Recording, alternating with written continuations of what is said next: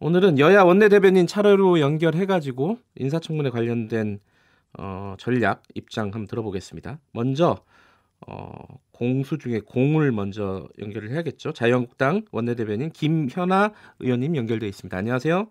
네, 안녕하십니까? 네, 이게 사흘 동안 7명을 해야 되지 않습니까, 지금? 네, 지금 뭐 날짜가 되게 적고요. 예. 그러다 보니까 여러분들이 겹쳐서 사실은 좀 엄격한 청문회가 될 수 있을지 조금 시간적으로도 많이 압박을 받고 있습니다. 그러니까 이슈가 좀 묻히지 않을까라는 생각도 좀 들어요. 네, 그렇게 지적해 주시니 감사합니다. 지금 저희가 날짜 협상하는데 굉장히 어려움이 있었는데 예. 여당의 아주 철통 소비로 인해서 날짜를 하여튼 이렇게밖에 할 수 없었음을 좀 말씀드립니다. 일단 7명 중에 이 사람은 안 된다 이런 게 있습니까? 저희가 뭐 사전적으로 누구는 안 된다 이렇게 지정하고 청문회를 임하는 것은 아니고요. 예. 저희도 나름대로 몇 가지 원칙을 갖고 하고 있습니다. 예. 그러나 이제 이번 청문회 같은 경우에는 어느 때보다도 엄중히 전력을 다해 임할 것이라고 하는 입장을 갖고 있고요. 네. 그런 이유에는 지금 경제 상황이라든가 외교 상황이 모두 매우 어렵지 않습니까? 네. 그런데 국무위원들의 후보를 보면 청와대가 정말 이렇게 심각한 상황을 제대로 인지하고 있는지 의심이 듭니다. 네. 그래서 저희는 이제 도덕성과 자질 검증이라는 두 축 안에서도 첫째로는 의원이라고 해서 봐주기 없다라는 원칙을 세웠습니다. 네. 현 정부 들어서 18개 부처 중에 7명이 현직 국회의원입니다. 그리고 이번에도 두 분이 포함되어 있는데요. 네. 의원들끼리는 서로 봐주게 한다라고 하는 사실은 뭐 별로 좋지 않은 관례는 있습니다만 지금이 엄격한 상황이 있다 보니까 이번에는 이런 것들에 대해서 좀 더 엄격해야 되겠다라는 입장을 갖고 있고요. 네. 두 번째는 이제 자질 검증입니다. 지금 아까 말씀드린 것처럼 외교적으로 굉장히 중요한 시기인데요. 네. 그런 측면에서 통일부 장관 후보자의 경우에는 굉장히 이 언어에 대해서 저희가 많은 불안감과 우려를 갖고 있습니다. 네. 지금 장관의 말 한마디가 굉장히 중요한 시기입니다. 위기가 될 수도 있고 기회를 가져올 수도 있는데 네. 그런 측면에 있어서 신중하고 전문성을 갖춘 인재가 필요하다라고 생각합니다. 네. 또 뭐 여러 가지 지금 정책의 수장으로서 거짓말이라든가 책임감 또 부처 직원들을 통솔할 수 있는 그런 리더십도 네. 따져보려고 합니다. 최종호 국토교통부 장관 후보자부터 얘기를 하면요. 네. 지금 부동산 투기 의혹이 가장 집중적으로 지금 제기되는 분입니다. 여기에 대해서는 어떻게 문제 제기를 하실 생각이세요? 일단 너무나 많은 사실이 나오고 있고 또 매일 그것이 언론에서 제기되고 있으면서 국민들도 많이 좀 분노를 하시는 것 같습니다. 네.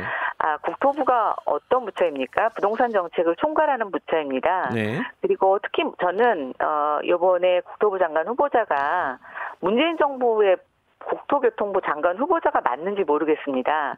그 어떤 정보보다도 다주택자라든가 또 부동산 투기, 심지어는 부동산 투자라고 하는 것에 대해서도 부정적인 인식과 세금 폭탄을 퍼붓고 있는 정부에서 버젓이 지금 다주택자이면서 그것도 재건축 아파트도 투자하고 갭 투자 의혹도 있고 특별 분양도 받으신 분을 장관으로 임명한다라고 하면 저는 정말 국민을 무시하는 처사라고 생각이 되고요. 결국 이런 분이 부동산 정책을 총괄했을 때 국민들에게 정말 그 말의 전달력이 있겠느냐, 신뢰성이 있겠느냐라는 것에서 저는 가장 큰 의구심을 제기하고 싶습니다. 아까 쭉 말씀해 주신 분 중에 이제 박영선 후보 얘기는 구체적으로 나오지 않았는데 박영선 후보에 대해서는 어떤 입장이십니까? 일단 박영선 후보 같은 경우에는 자료 제출을 거부하시는 게 굉장히 많더라고요. 그래요? 그래서 지금 저희가 그 자료 제출 부실에 대해서 굉장히 강하게 요구를 하고 있는데도 불구하고 굉장히 지금 뻔뻔하게 버티기로 일관을 하고 계십니다. 또 이제 여야 간에 청문회에서는 증인을 채택할 수 있습니다. 그런데 박영선 후보는 자료도 제출도 하시지 않고 그 증인 채택과 관련해서도 여당이 지금 힘을 보태서 굉장히 강하게 버티고 있는데요. 일단 박영선 의원 같은 경우에는 많은 분들에게 인지도가 있는 분이십니다. 또 다선 의원이시면서 그러나 가장 걸림돌이 되는 것은 이분이 여태까지 해왔던 것들 남에게 들이댔던 때에 비해서 본인의 관리는 굉장히 좀 미흡하지 않았나 이런 점을 지적하고 싶고요. 예. 그런 측면에서 부서를 통솔할 수 있는 능력 외에 본인의 어떤 도덕적인 문제, 예. 특히 거짓말, 특히 여러 발언을 하셨기 때문에 그 발언간의 이해상충 부분 이런 것들을 좀 저희가 면밀히 따져보려고 합니다. 그 증인 채택을 안 해준다는 건 구체적으로 누구인지 좀 말씀해 줄 수 있나요? 저희가 이제 여기서 너무 예. 자세하게 말씀드리기에는 예. 예, 조금 그렇기는 한데요. 예. 저희가 지금 한 3분 정도를 요청을 했습니다. 그 남편이 운영하고 계시는 사단법인의 관련자하고요. 예. 그다음에 또 뭐 봅슬레이 스켈레톤 연맹에 관여하시는 분, 뭐 이런 분들 포함되어 있습니다. 예, 알겠습니다. 마지막으로요. 예. 이게 사실 이제 도덕성 검증이 항상 이제 주목을 끌지 않습니까? 인사청문회에서. 근데 이제 여당 쪽에서 얘기하는 것도 이게 항상 이게 여야가 공수가 바뀌긴 하지만은 이게 능력이나 정책 검증 이게 참 쉽지가 않다. 이런 부분에 대해서는 야당은 어떻게 생각하십니까?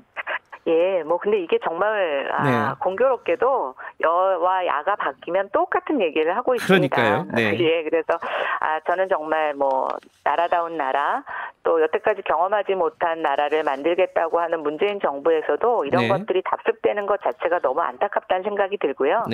그다음에 그 어느 때보다도 대통령이 캠프 후보 시절부터 인사 원칙에 대해서 굉장히 강하게 어필하시고 그걸 지키겠다고 말씀을 하셨습니다.